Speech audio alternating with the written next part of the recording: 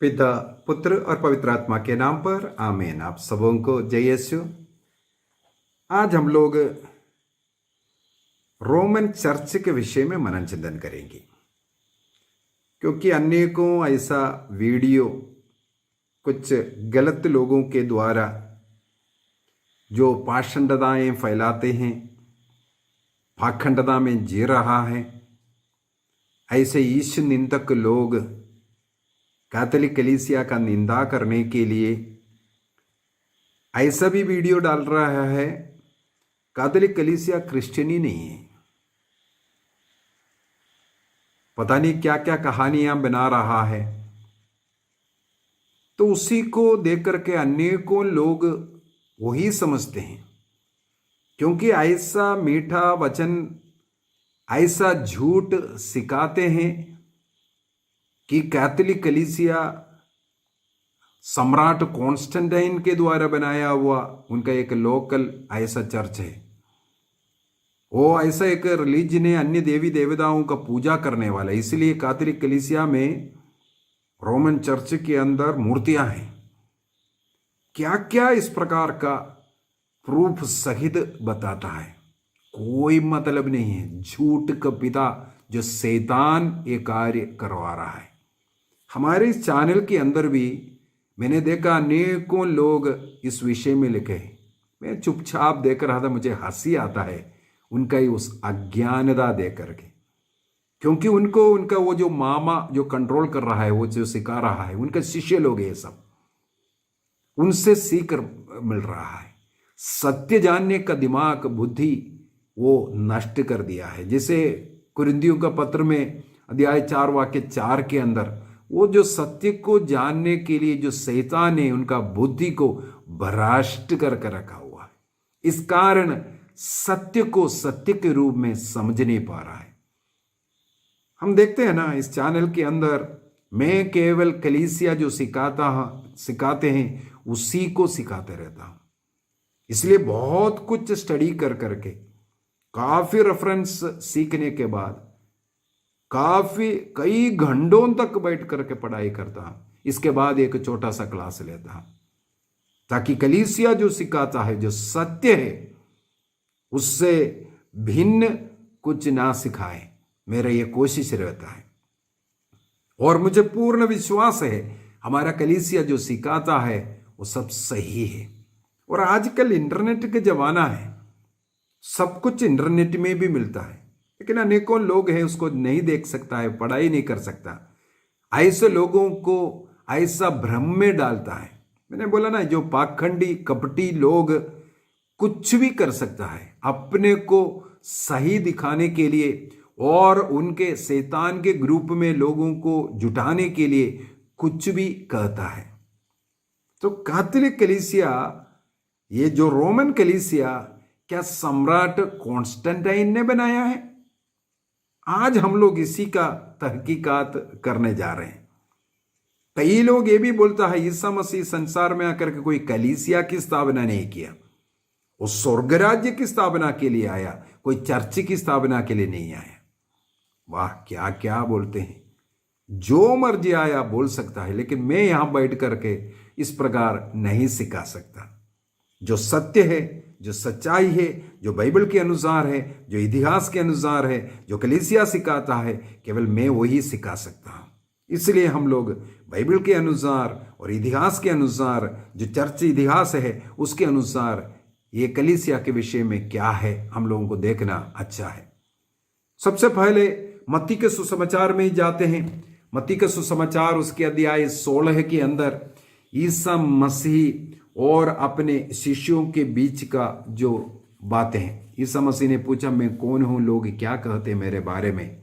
तो उन लोगों ने कोई ये बोल रहा है वो है, ऐसे ऐसा बोल करके, कोई मूसा है, कोई एली है, कोई योहन बत्तीस्ता है, ऐसे ऐसा कहते हैं, नबियों में कोई है, ऐसे ऐसा कहते हैं। ये सब उत्तर दिया। तब प्रभु ने उनसे पूछा, मैं कौन है करके तुम लोग क्या कहते हैं?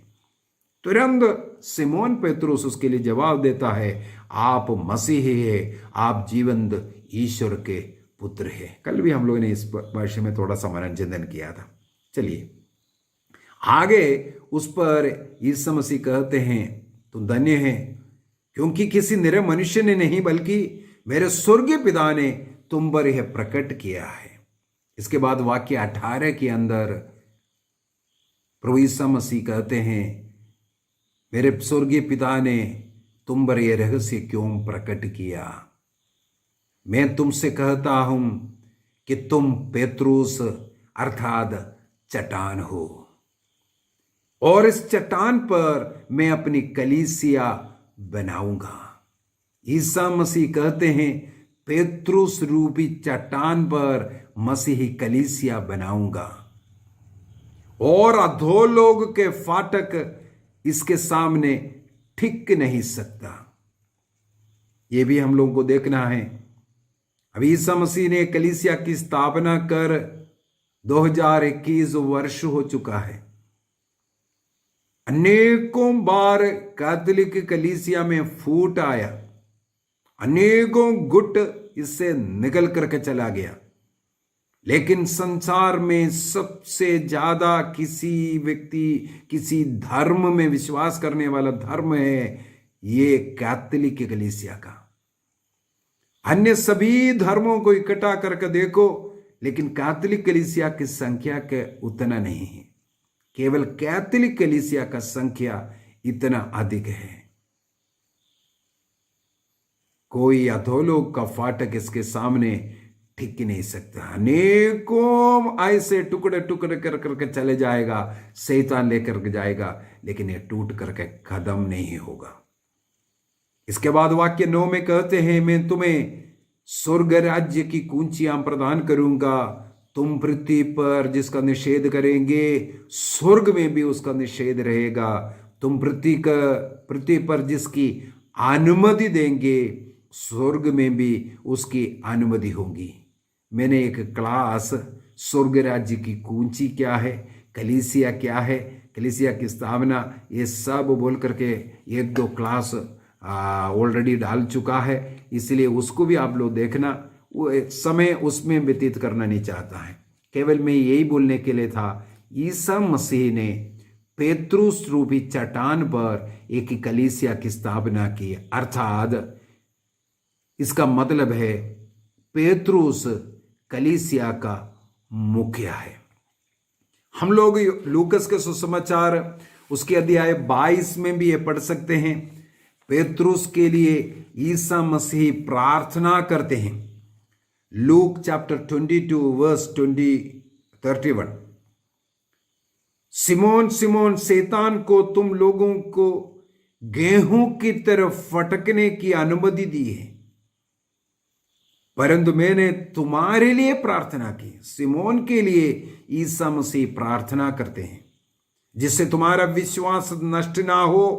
जब तुम फिर सही रास्ते पर आ जाओगे तो अपने भाइयों को भी संभालोगे। शिष्य लोगों को संभालने का जो सामर्थ्य, शक्ति, अधिकार प्रभु ने पेत्रुस को दिया।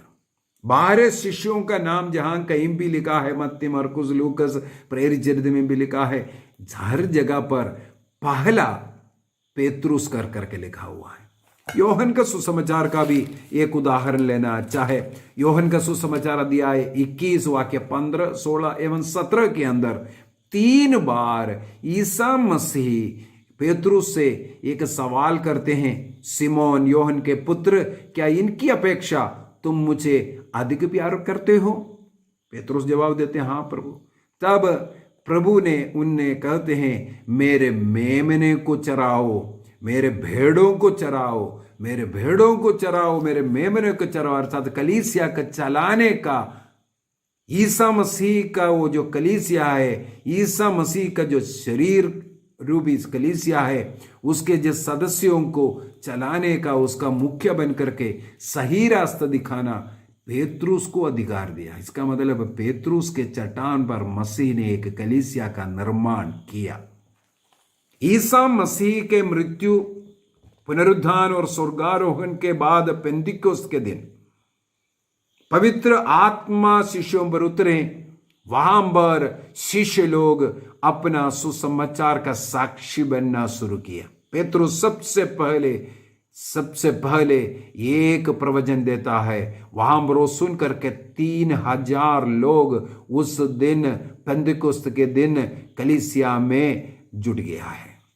3000 लोग जुड़ने वाला एक छोटा सा भाषण। इसलिए उस पेंतिकुस्त का अर्थ है कटनी का पर्व। कटनी शुरू हुआ है शिष्यों के द्वारा। इसके बाद शिष्य जगह जगहों पर जाकर के प्रभु का सेवा करना, साक्ष्य देना शुरू किया। हमें मालूम है संत थॉमस हमारे भारत देश में आए। इसका मतलब 2000 साल पहले ही भारत देश में सुसमाचार सुनाया गया। क्रिश्चियन लोग तब से यहां पर हैं और इस प्रकार अन्य शिष्य लोग दुनिया के कोने कोने पर जाने लगे, कलीसिया बढ़ने लगे। हम लोग प्रेरित चरित्र के अंदर संत पौलुस के साथ लूकस था, इसलिए लूकस ने प्रेरित चरित्र लिखा। इसलिए संत पौलुस के द्वारा जितना कार्य हुआ है उसके विषय में ज्यादा लिखा हुआ है। और संत पौलुस जितना पत्र लिखा है उन पत्रों को भी हमें मिलता है। इसका यह मतलब नहीं है अन्य लोग सो रहा था या उन्होंने कोई कार्य नहीं किया। हमें मालूम है भारत देश में संत थॉमस आए, उसके वर्णन बाइबल के अंदर नहीं है। संत थॉमस भारत देश आया, यहां प्रचार किया, यहां चर्चेस बनाया, इसके विषय में बाइबल में नहीं है। इसी प्रकार अन्य 12 चेले हैं और 72 शिष्य और भी जितने भी लोग आदिम कलीसिया में जितने भी लोग बपतिस्मा लेते थे वो मसीह का साक्षी बनते थे।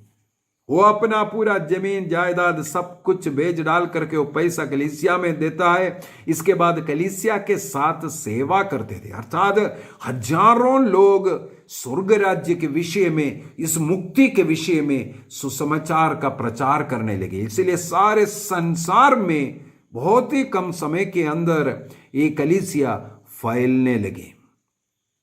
जैसे जैसे फैल रहा था उसी प्रकार शैतान का हरकतें कलीसिया के अंदर हुआ।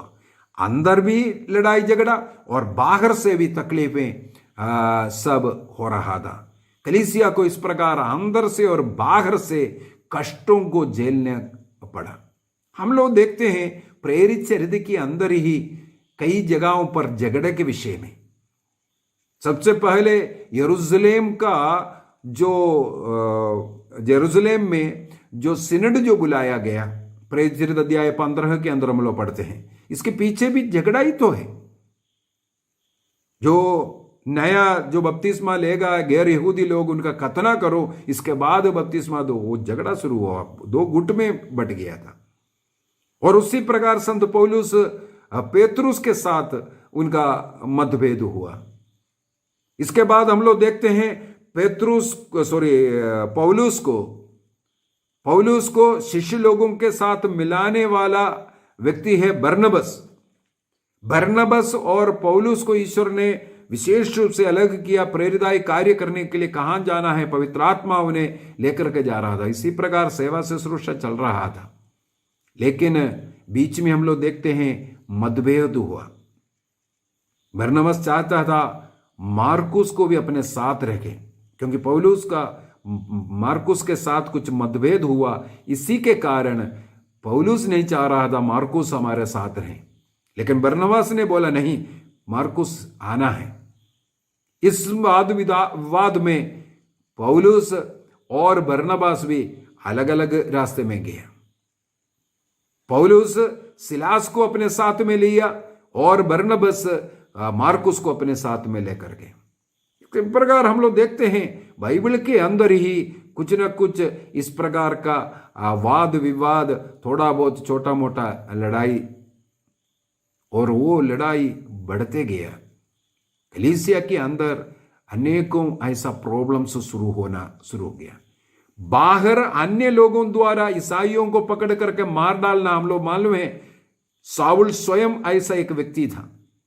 ईसाई धर्म को जो लोग अपनाते हैं, ईसा मसीह को अपना मुक्तिदाता के रूप में स्वीकार करते हैं, उन्हें सताता था, उन्हें मार डालता था। इस प्रकार जब चल रहा था और कलीसिया के अंदर भी मतभेद शुरू हुआ, इस पर अनेकों लोगों को दर्द हुआ। उनमें से एक है संत आइरेनियस। वे उस समय पर लियोन के बिशप था। उनका जीवन काल है 130 से 200 तक। इसका मतलब 200 के पहले पहले संत जो आइरेनियस लियोन के बिशप था। उन्होंने इस कलीसिया का ये हालत देख करके एक सुझाव दिया। सुझाव ये है 3 बातों को मानने के विषय में। कलीसिया के नेताओं को इकट्ठा किया। उस समय पर कलीसिया अनेकों जगहों पर फैल गया था, तो वहां से नेताओं को बुला करके ये लड़ाई झगड़ा समाप्त हो, एक ही जैसे सिखाओ। क्योंकि जो शिष्य लोग बाइबल के इतिहास में मैंने बोला था, बाइबल जो मौखिक रूप से सिखा रहे थे, अनेकों जगहों पर गलत गलत भी सिखाना और गलत गलत लिखना भी शुरू किया अनेकों लोगों ने, गलत गलत चीजें। इसलिए बाइबल में कौन सा किताब होना चाहिए उसका फिर निर्णय किया गया। उससे पहले के बात है ये वाला संत आइरेनियस 200 के पहले, एडी 200 के पहले पहले की बात है। उन्होंने 3 पॉइंट रखा। कलीसिया का ऐसे लोगों का एक ग्रुप को बनाया और यह निर्णय किया, सबसे पहले जो उस समय पर उपलब्ध जो सुसमाचार है, सुसमाचार कई था उस समय पर, क्योंकि 382 में आकर के उसको 4 सुसमाचार और जो नया विधान का 27 किताब का जो कैनन मापदंड 382 में आकर के निर्णय किया कलीसिया ने।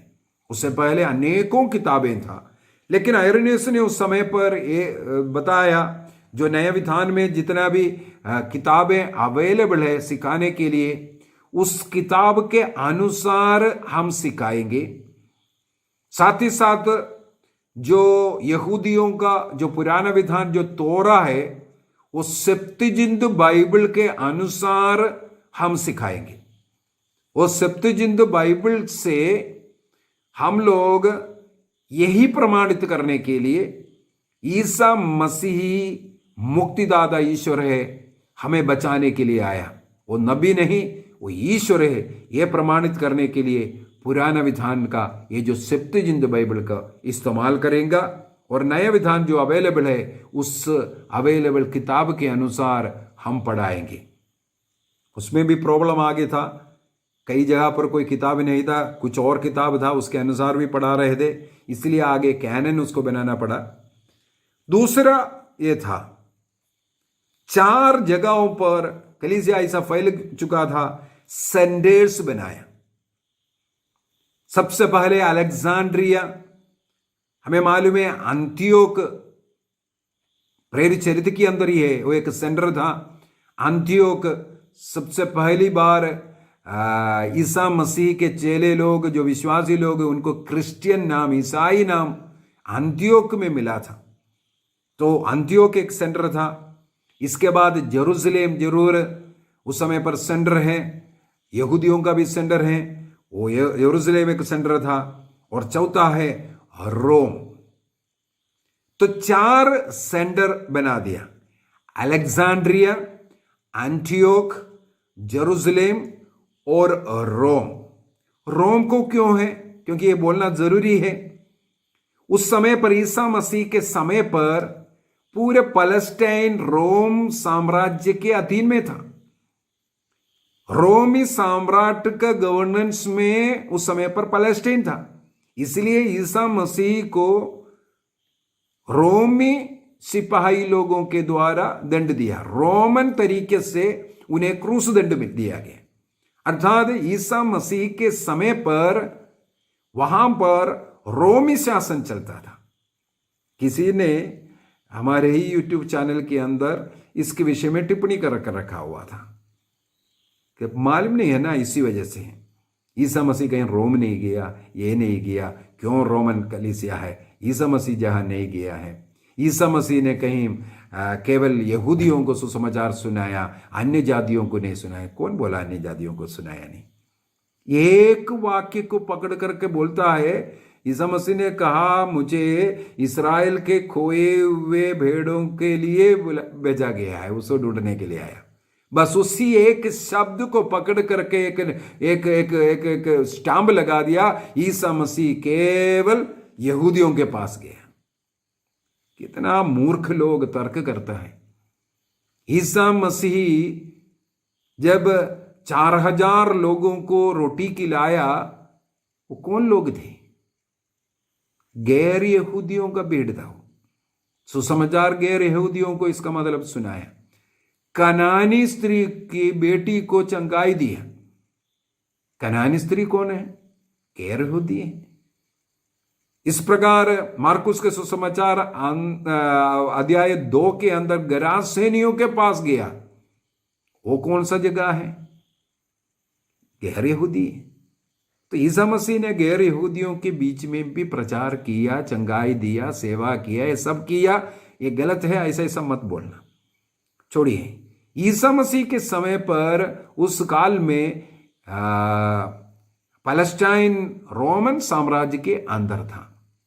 इसी कारण, क्योंकि रोमन साम्राज्य का कैपिटल रोम था, इसलिए रोम भी कैथोलिक कलीसिया का एक सेंटर उसी समय पर बन गया था। रोमियों को लिखा हुआ पत्र भी है, और पेतरुस ने एक पत्र लिखा। पेतरुस का पहला पत्र अध्याय 5 वाक्य 13, वो जो पहला पत्र का समाप्ति में सलाम करते हुए लिखते हैं, बाबुल की कलीसिया आप लोगों को नमस्कार करते हैं। बाबुल की कलीसिया कौन सा है? एक कोड है, रोम का कोड था। रोम की कलीसिया आपको सलाम करता है, यह है मतलब। तो रोम में पेतरुस उस समय पर था। उसके पीछे का कारण, कई कारण हम लोग ले सकते हैं क्यों रोम को सेंटर बनाया गया। सबसे पहला है,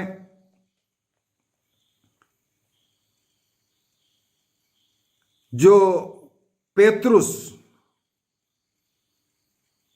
जो फर्स्ट पोप है, ये भी मैं आपको बताऊंगा, आज के तरीके से पूर्ण रूप से संगठित तरीके नहीं होता था पहले।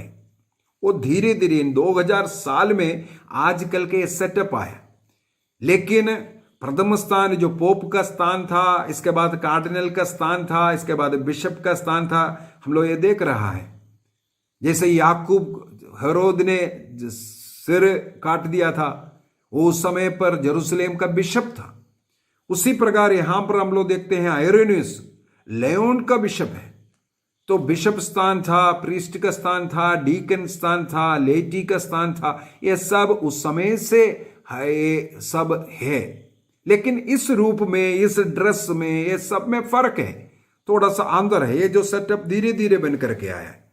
लेकिन हमें देखना है, जो पहला जो संत पापा है पीटर, वो रोम में अपना जो कुर्सी है, जो स्थान जो है, रोम में था। और उनका मृत्यु भी रोम में हुआ, सेंट पीटर्स बसिलिका, वहां पर उनका खबर भी है। उसके ऊपर चर्च का निर्माण किया हुआ है।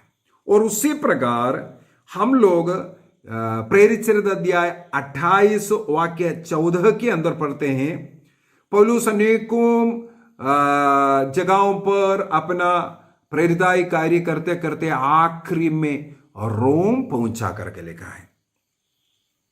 प्रेरित चरित्र अध्याय एक्ट्स चैप्टर 28 वाक्य 14 वहां पर लिखा हुआ है, वे रोम पहुंचे। इसके बाद रोम में ही पौलुस का भी हत्या हुआ है। तो कई ऐसे चर्च फादर्स हैं, और भी अनेकों ऐसे लोगों का हत्या रोम में हुआ है। और रोम में ऐसे संतों का रक्त बहाया हुआ जगह है। इसलिए भी आयरेनियस जब संदेश बनाया तो रोम को भी सेंटर बना दिया, और रोम को मुख्य सेंटर बनाया। मुख्य सेंटर रोम। उस रोम के अधीन में अलेक्जेंड्रिया, एंटियोक और जेरूसलम रहेगा। और दूसरी बात,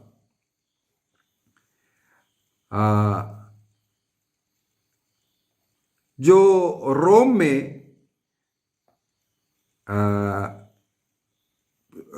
संत पेत्रुस रहने के कारण और चर्च का हेडक्वार्टर, कैथोलिक कलीसिया का हेडक्वार्टर रोम होने के कारण उसी समय से चर्च को रोमन चर्च कर कर बोलना शुरू किया। क्या कारण है? क्योंकि रोम उस समय पर चर्च का हेडक्वार्टर बन गया था। पेत्रुस वहां आने के पूर्व में सबसे पहले जेरूसलम में रहा, इसके बाद एंटियोक में रहा। एंटियोक से वह रोम में आकर के जब रहा, वो सेंडर बन करके वहीं पर उनका मृत्यु भी हुआ। इस कारण बाद में भी जो 4 संदेश बना, उन सेंडर में से मुख्य जगह के रूप में रोम को चुना। इसलिए उस रोम के अधीन में रहने वाला ये जो कलीसिया है उसको रोमन कलीसिया बोलना शुरू किया। केवल रोम के जगह को नहीं, अन्य हर जगह का जो कलीसिया बना है उसको रोमन कलीसिया तब से बोलने लगा है। इसके बाद हम लोग देखते हैं रोमन जो देश है उसका हेडक्वार्टर रोम होने के कारण, रोमन साम्राज्य का जो हेडक्वार्टर रोम होने के कारण अन्य जो सेंटर्स है, चाहे एंटियोकी हो, चाहे जेरूसलम हो, चाहे अलेक्जेंड्रिया हो, उससे ज्यादा महत्व रोम के सेंटर को दिया है। और आयरनियस ने यह भी बताया है, ये रोम के सेंटर को हमें महत्व ज्यादा देना है। वहां का जो बिशप होगा वो सबसे मुख्य होगा, वही पोप रहेगा करके। तो ये 2 बात हो गया। सबसे पहला बात बोला था जो बाइबल जो लिखते हैं उसके अनुसार सिखाएंगे सब लोग, और पुराना विधान सेप्तुजिंत बाइबल के अनुसार हम प्रूफ करेंगे। और दूसरी बात, 4 सेंडर्स को बनाया, उनमें से मुख्य सेंडर रोम बनाया। रोम को मुख्य क्यों बनाया? पेत्रुस का मृत्यु वहां होने के कारण, जो शिष्यों में पहला था, और ईसा मसीह ने जिसे कलीसिया सौंपा था, वहां उनका शहीद होने के कारण भी रोम को मुख्य बनाया। और रोमन साम्राज्य के अधीन में था, उनका हेडक्वार्टर रोम रहने के कारण भी उस रोम को मुख्य बनाया। अभी तीसरा एक और बात है। तीसरा बात है रोम का जो रोमन साम्राज्य का जो मुख्य हेडक्वार्टर, जो कैपिटल है, रोम है। इसी वजह से रोम का जो कलीसिया है उसको भी पहला स्थान। तो 3 कारण ये जो रोमन चर्च कहलाने का कारण बना, रोम को मुख्य स्थान बनाने का कारण बना। मेरे विचार में आपको वो समझ में आ गया। अभी अगला में जाते हैं, क्या कॉन्स्टेंटाइन ने कलीसिया को बनाया? अभी हम लोगों को देखना है मूर्खता कितना है।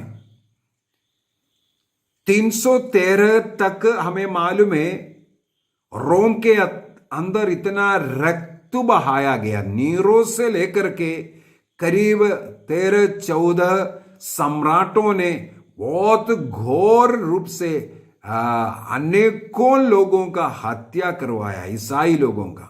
कोलोसियम अभी भी उसका दीवार वगैरह है, उसका साक्ष्य देता है। लोगों को जलती आग के अंदर डालना, उबलती तेल के अंदर डालना, और जंगली जानवरों का भोजन बनाना, उनका सिर काटना, नाना प्रकार के ईसाई लोगों का तंग कर करके उनका हत्या किया। सबसे ज्यादा रक्त बहने वाला जगह है और रोम।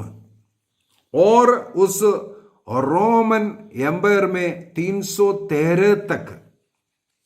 313 में कॉन्स्टेंटाइन ने, उनके जीवन में एक चमत्कार हुआ था। उसके बाद सभी धर्मों को, उनमें से ईसाई धर्म को भी आजादी मिल गया है। रोम में जितना अन्य रिलीजियंस थे उनके अनुसार प्रार्थना करने, प्रभु में विश्वास करने का फ्रीडम दे दिया। जो हत्याएं, अत्याचार चल रहा था उसको बंद करवाने वाला व्यक्ति है रोमन सम्राट कॉन्स्टेंटाइन। और उनकी मां हेलेना, उनके द्वारा क्रूस को खोज किया। वो बहुत लंबा चौड़े कहानियां हैं। मैंने ये सब पिछले अनेकों क्लासों में क्रूस के विषय में एक क्लास लिया, उसके अंदर भी बताया है। कॉन्स्टेंटाइन को दर्शन के विषय में ये सब उसके अंदर है। सितंबर 14 तारीख का क्लास अगर आप देखेंगे, क्रूस का पर्व के समय पर मैंने क्लास सब लिया है। तो कॉन्स्टेंटाइन 313 के अंदर ये आजादी दिया। इसके बाद वहां पर रोम में जो संत पापा था और उनके द्वारा कलीसिया का नेतृत्व कर रहा था, अन्य कलीसियाएं बढ़ते जा रहा था। लेकिन ये कॉन्स्टेंटाइन ने एक दूसरा एक जगह पर नगरी बनाया, कुस्तुनतानुपिल जो कहते हैं, उस जगह पर अपने नाम से एक नगरी बनाया। और उस कुस्तुनतानुपिल या कॉन्स्टेंटानोपिल उस जगह के लिए रोम से अपना साम्राज्य का हेडक्वार्टर चेंज किया, कैपिटल चेंज किया। तो इसके बाद कॉन्स्टेंटानोपिल जो है रोमन साम्राज्य का हेडक्वार्टर बन गया।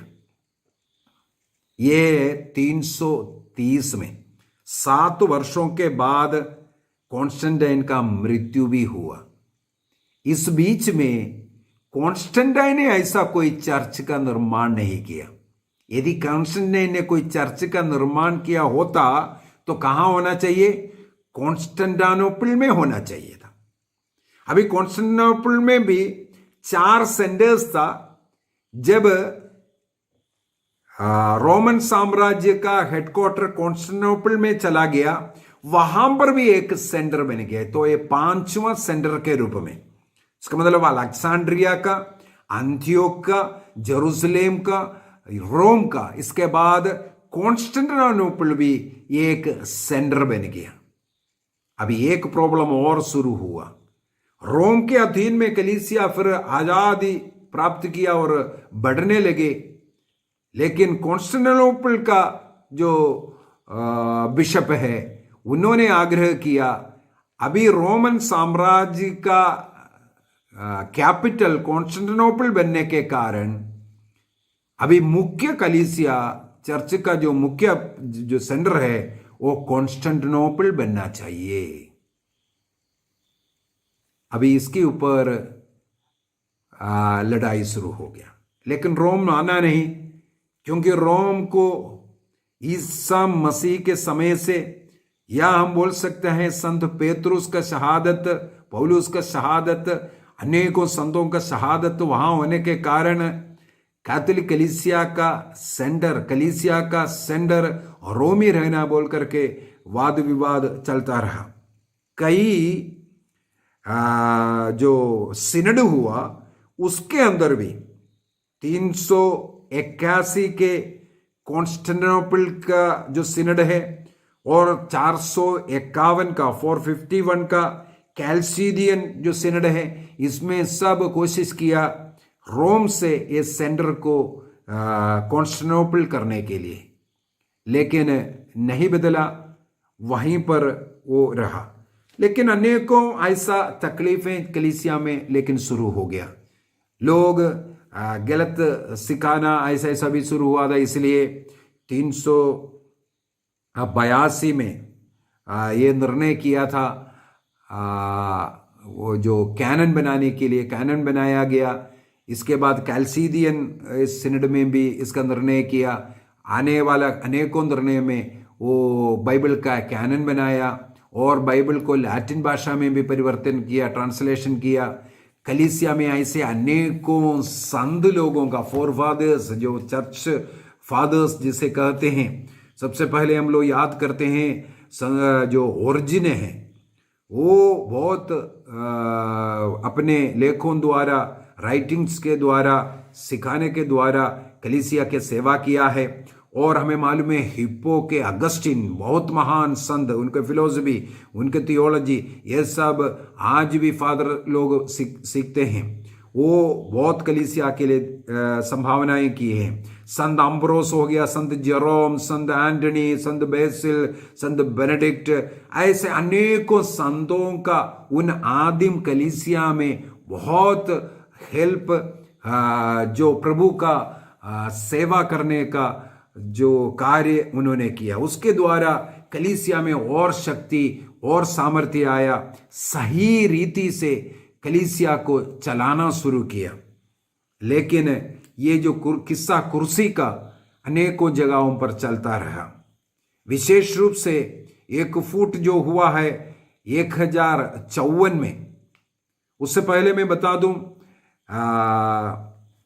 जो मुसलमानों का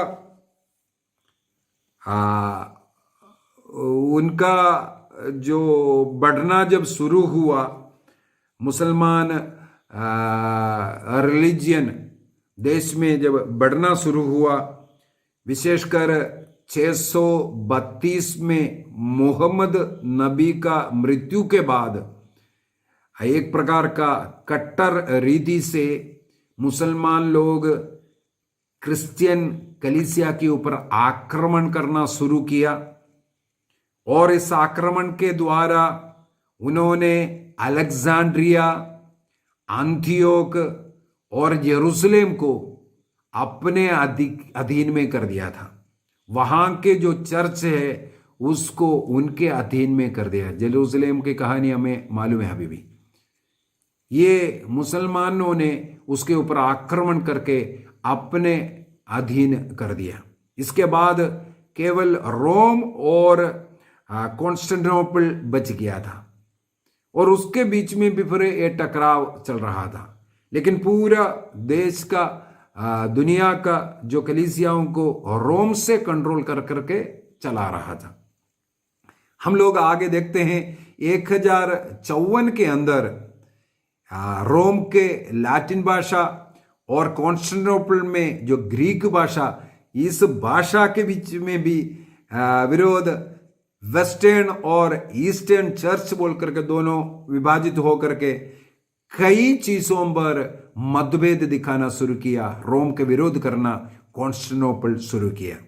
कई राजाओं ने उसका समर्थन देकर के बिशपों को दिया, और अनेकों ऐसा चर्च इतिहास भी है।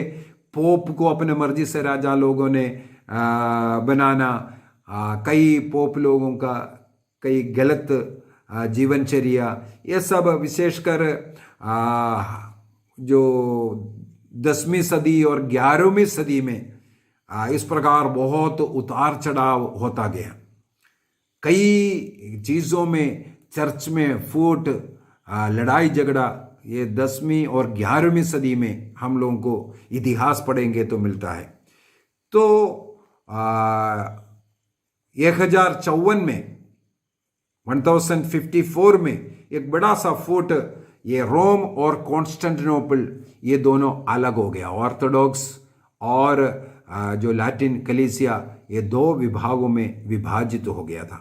इसके पीछे, इसके बाद ईस्टर्न चर्च और वेस्टर्न चर्च आज भी है। ये सब उसके कारण हुआ है। अनेकों बार इसके बाद भी कलीसियाओं में मतभेद और फूट छोटा मोटा होते गया। हम लोग केवल 16वीं सदी का जो प्रोटेस्टेंट आंदोलन को बोलते हैं, केवल वही नहीं, कलीसिया में अनेकों बार हुआ।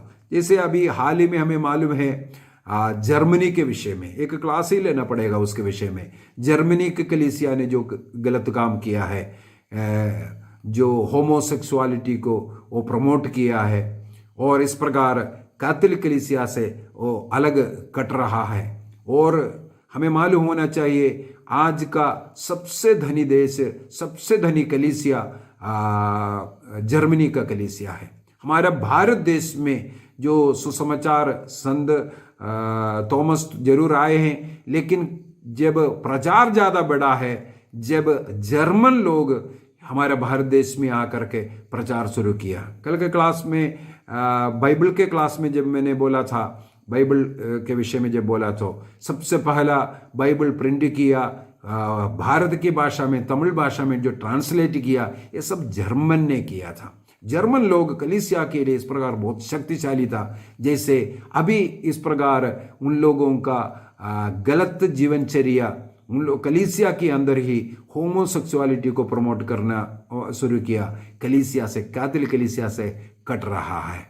तो इसी प्रकार का अनेकों लोग, व्यक्ति, ग्रुप कलीसिया से कटा है, लेकिन कैथोलिक कलीसिया आज भी एक है। रोमन कलीसिया इसलिए कहते हैं कैथोलिक कलीसिया को, और रोम सेंटर है इसके कारण, कॉन्स्टेंटाइन के कारण नहीं, रोमन सम्राट के कारण नहीं, रोमियो के कारण नहीं, बल्कि रोम कैथोलिक कलीसिया का सेंटर बनने का पीछे का कारण मैंने बताया। पेत्रुस वहां आकर कर रहा था और वहां उनका शहीद हुआ। पौलुस का भी वहां मृत्यु हुआ इस कारण, और अनेकों ऐसे संत लोग हैं और रोम में शहीद हुआ। इस कारण रोम को सेंटर बनाकर रखा था, और उस सेंटर जब कॉन्स्टेंटिनोपल रोमन साम्राज्य का गया, तब भी कैथोलिक कलीसिया का सेंटर वो चेंज नहीं किया। इसी के कारण रोमन चर्च कहते हैं। रोमन चर्च के अंदर मैंने चर्च का इतिहास बता करके दिया था।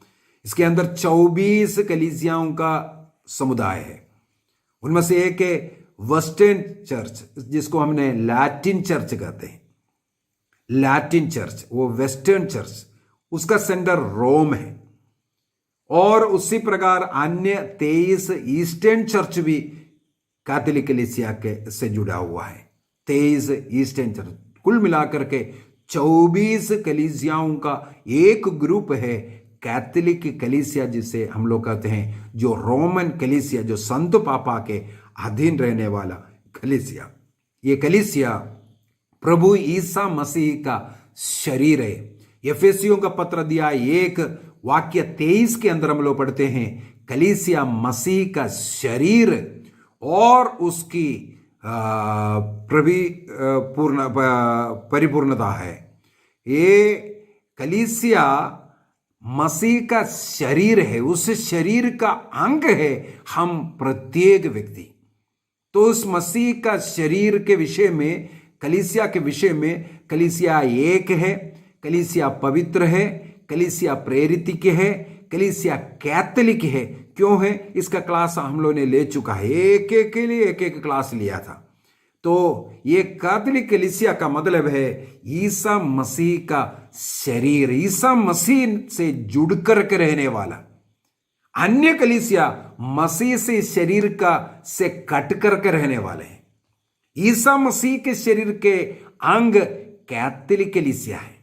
जैसे पेत्रुस के अगुवाई में, संत पापा के अधीन में जो कलीसिया रहता है, वो कैथोलिक कलीसिया ईसा मसीह के शरीर के अंग से जुड़ा हुआ है, शरीर बनकर के रह रहा है।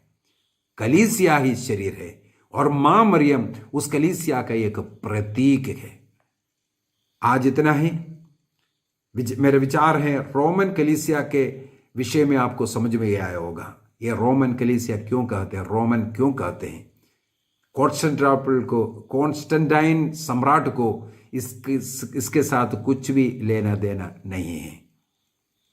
और मैंने इतवार के विषय में, प्रभु के दिन के विषय में जब बोला, तब भी मैंने ये बोल करके दिया था।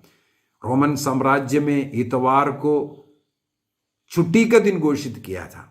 वो एक सिविल ऑर्डर था, वो चर्च का ऑर्डर नहीं था, लेकिन चर्च को उसका फायदा मिला था। तो रोमन सम्राट ईसाई धर्म स्वीकार करते ही उनका मृत्यु भी हुआ था। ये कॉन्स्टेंटिनोपल में जब ट्रांसफर किया कैपिटल को, उस समय पर भी वो ईसाई नहीं था। हाँ, जरूर उसको सताता नहीं था। उनकी माँ विश्वासी बन गए थे, उसमें भी थोड़ा बहुत विश्वास, लेकिन बपतिस्मा नहीं लेता। बपतिस्मा कहता है कॉन्स्टेंटाइन ने उनके मृत्यु के पूर्व में लिया था। तो इसलिए ये कहना बहुत ही गलत है कॉन्स्टेंटाइन ने चर्च बनाया। ऐसे बोलने वाले लोग जो केवल पाखंडी, जो कपटी डोंकी लोग नहीं, हिपोक्राइटी नहीं, बल्कि वो पाषंडता का प्रचार भी कर रहा है, हेरेसी है। कलीसिया से निकल करके कलीसिया के विरुद्ध ऐसा झूठा प्रचार करने वाले लोग, प्रभु ने माफ करे। पिता, पुत्र और पवित्र आत्मा के नाम पर आमीन। आप सबों को जय यीशु।